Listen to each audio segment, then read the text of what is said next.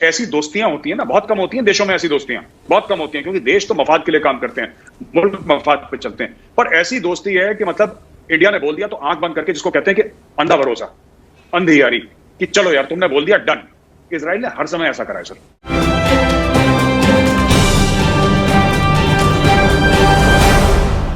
जरा पाकिस्तानी आर्मी से यह सवाल पूछा जाए कि तुमने उस 1 महीने के ऑपरेशन में कितने पैलेस्टीनियों की गर्दन काटी, तुम ये बताओ।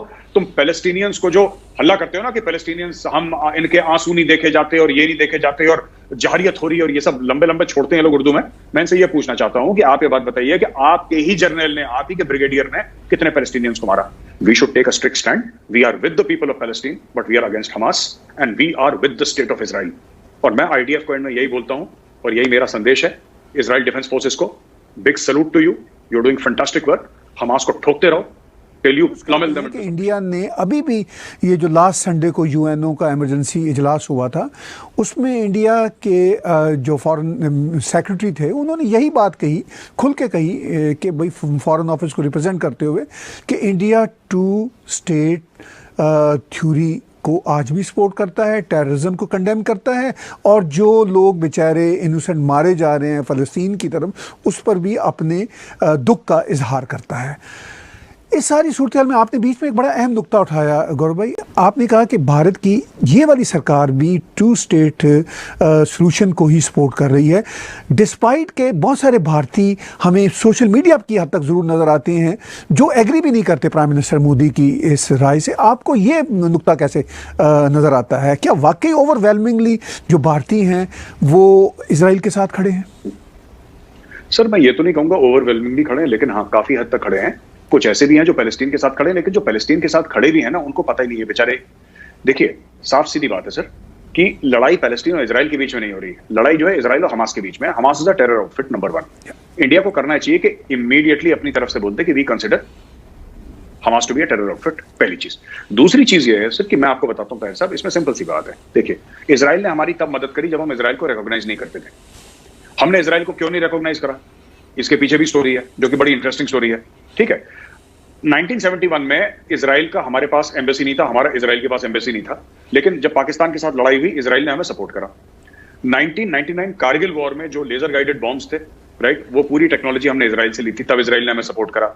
जो बालाकोट में हमने एयर स्ट्राइक्स करी थी, स्पाइस 2000 के जो बॉम्ब्स थे, वो ताहिर साहब हमें इजराइल ने दिए थे बॉम्ब्स।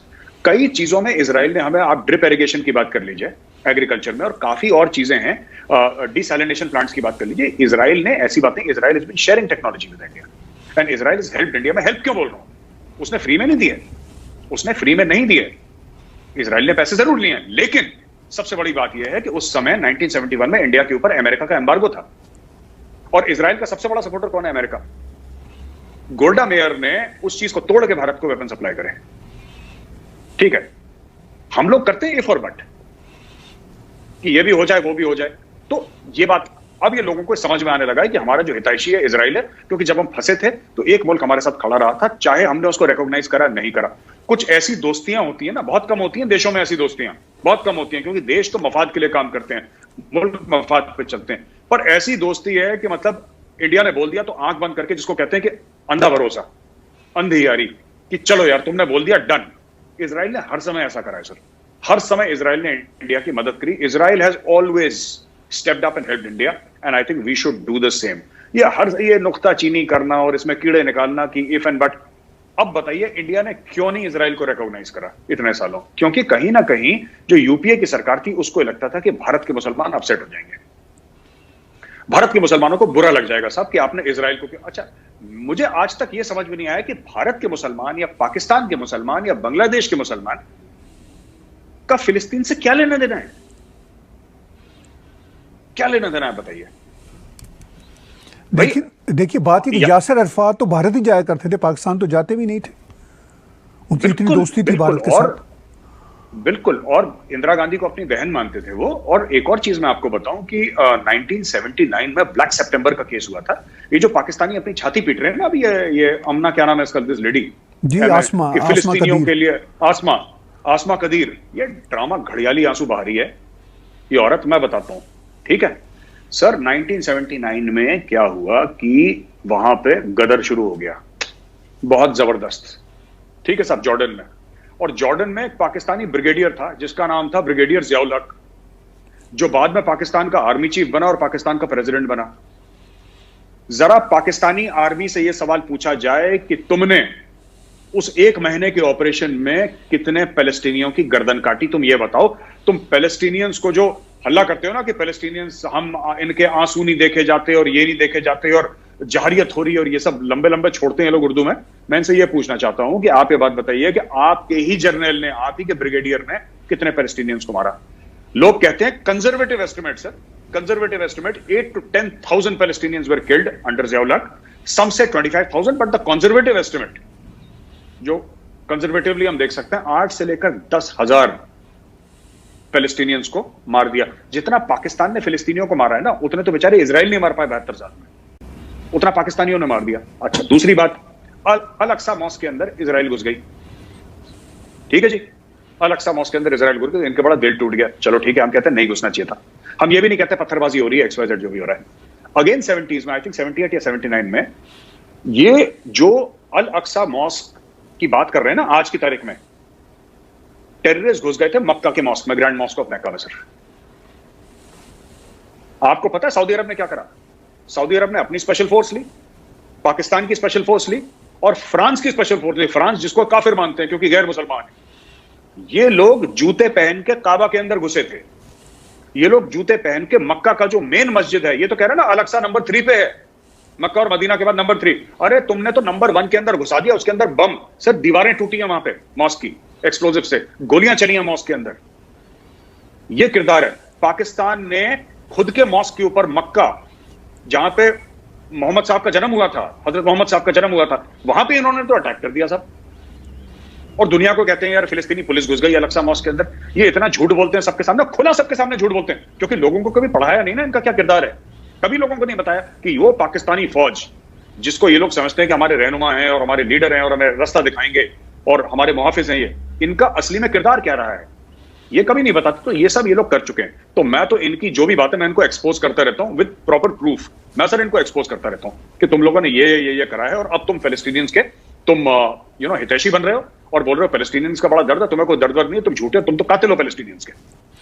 देखिए, आप ठीक कह रहे हैं। आप एक तरह से आईना दिखा रहे हैं, हकाइक हैं, इनसे कोई भी सेंसिबल आदमी इनकार नहीं कर सकेगा। मैं उस पर भी थोड़ा सा डिबेट करता हूँ। अभी हम जो बात कर रहे हैं इज़राइल की और भारत की अनमिट दोस्ती है, और जो इज़राइल की तरफ से हमेशा भारत का साथ रहा है, वो भी कमाल का है, बहुत ही इम्पॉर्टेंट है भारत के लिए। लेकिन भारत ने अपनी वही 2 नेशन या 2 स्टेट सॉल्यूशन की जो है स्ट्रैटेजी, उसको आज के दिन भी बरकरार रखा हुआ है। क्योंकि दूसरी तरफ हम ये भी देखते हैं गौरव भाई कि भारत के अब जो इस्लामी कंट्रीज़ हैं, ख़ास तौर पर गल्फ़ स्टेट्स के, सऊदी अरब के साथ बहुत बढ़िया मरासम है। And you and I also know कि सऊदी अरब भी और गल्फ़ स्टेट्स के कंट्रीज़ भी इज़राइल के ख़िलाफ़ नहीं है। सिर्फ स्टेटमेंट देने की हद तक वो ज़ाहिर देंगे, ज़ाहिर है उनकी पब्लिक कंजम्पशन है। ये समझता हूँ कि भारत की जो नीति है ना, we need to come out in the open now. ठीक है, बहुत हो गया ये 2 नेशन, ये नेशन, ये सब 2 स्टेट, ये सब मुझे बेकार की चीज़ें हैं। ठीक है, आप एक बात, मैं छोटी सी बात पूछता हूँ। पैलेस्टीनियंस जो हैं, आम फिलिस्तीनी, ठीक है, वहां पे सरकार तो क्या, कभी PLO आ गई, कभी हमासी बिना इलेक्शन लड़े, ये सब ड्रामा चलता रहता है वहां पे। एक आम पैलेस्टीनियन कश्मीर पे कहां खड़ा होता है, मैं ये जानना चाहता हूँ। What does he say about Kashmir? I want to know my benchmark. Pakistani कहते हैं ना कि असली मुद्दा कश्मीर है, मसला कश्मीर असली है। पाकिस्तानी कहते हैं, चलिए मैं आज कहता हूं मसला कश्मीर असली मसला है। आप चाहते हो ना कहना, कह दिया मैंने, अपने मुंह से कह दिया। अब बताओ पैलेस्टीनियन कहां खड़े हैं कश्मीर पे?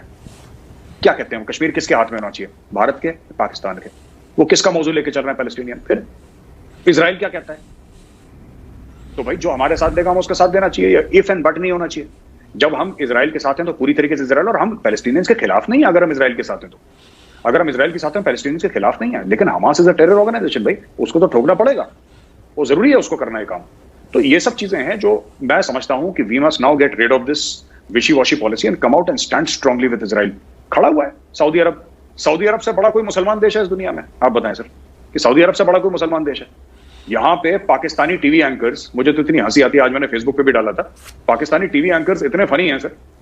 ये एक टीवी एंकर है, मैं उसका नाम नहीं लूंगा, बड़ा नाम है पाकिस्तान में साहब उसका, उसको थप्पड़ थप्पड़ भी पड़ा था एक पाकिस्तानी मिनिस्टर से। ये कह रहा है साहब कतर की फौज कितनी है, पाकिस्तान की कितनी है, ईरान की कितनी है, इराक की कितनी है, सऊदी की कितनी है, हमारे 50 लाख है। तो ये टीवी पे समझा रहा है, हमारे ये अपने ब्लॉग में समझा रहा है, ब्लॉग में, कि हमारी इतनी है सॉरी फौज है, ठीक है ना। अब इजराइल की तो इतनी कम है, अगर हम चाहें तो चुटकियों में इजराइल को। अरे ये पाकिस्तान क्यों जिहाद का ठेकेदार बना रहता है? इनको कोई पूछता नहीं, इनके प्राइम मिनिस्टर को कोई रिसीव नहीं करता सर, कहीं पे इनकी कोई इज्जत नहीं है। ये अपने ही दिमाग में डमरू बजाते रहते हैं 24 घंटे, ये कुछ ना कुछ इनका। मुझे तो इतनी हंसी आती है इनके टीवी एंकर्स पे कि वो एक लेडी एंकर है, नाम उसका मैं भूल रहा हूं, वो लेडी एंकर बार बार कहती है जिहाद करो, और बगल में जनरल साहब पाकिस्तानी जनरल बैठे हैं, उस जनरल के चेहरे पे कंफ्यूजन, ठीक है।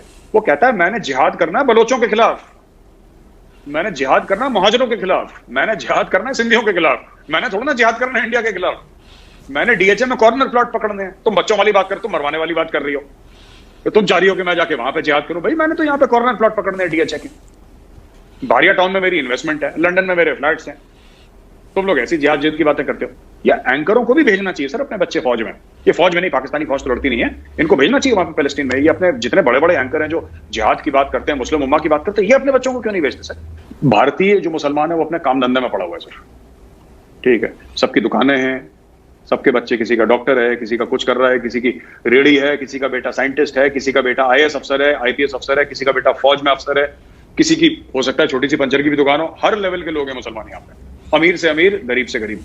मैं जिस कंपनी में मैंने काम करा है, ठीक है सर, एक कंपनी थी विप्रो टेक्नोलॉजीज, विप्रो टेक्नोलॉजीज में मैं था, I was a part of Wipro technologies. Wipro technologies का मालिक है, he is a Muslim and he is a thorough gentleman sir, मतलब वो इंसान, वो फरिश्ता है वो। तो मुझे लगता है कि मुस्लिम्स को, forget about Muslim sir, Indians को जो आइडल चाहिए अपनी लाइफ में, कि आइडियल ये मेरा है, मुझे इस जैसा बनना है, not because Azim Premji is a Muslim, but because Azim Premji is a very good human being, वो एक बहुत अच्छा इंसान है।